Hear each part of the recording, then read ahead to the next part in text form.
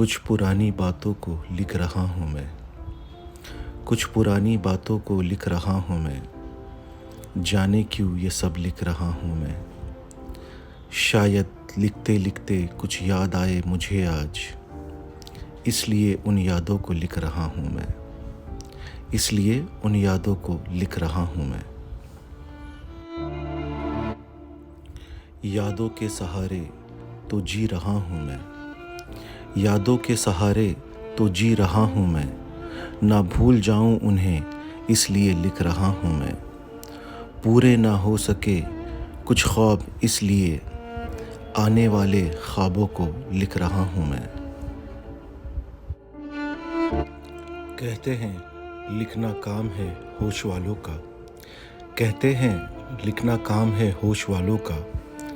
पर देखिए बेहोशी में लिख रहा हूँ मैं। इन ख्यालात में कुछ दर्द है फिर भी कोई ये ना समझे कि दर्द लिख रहा हूँ मैं। कोई ये ना समझे कि दर्द लिख रहा हूँ मैं।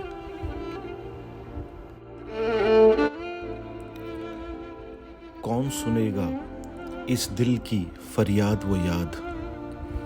कौन सुनेगा इस दिल की फरियाद वो याद। इन यादों में सब कुछ लिख रहा हूँ मैं। सोचते सोचते कई मर न जाएं फैज़। कुछ जी सकूं इसलिए लिख रहा हूँ मैं।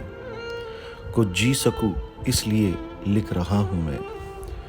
कुछ पुरानी बातों को लिख रहा हूँ मैं। जाने क्यों ये सब लिख रहा हूँ मैं।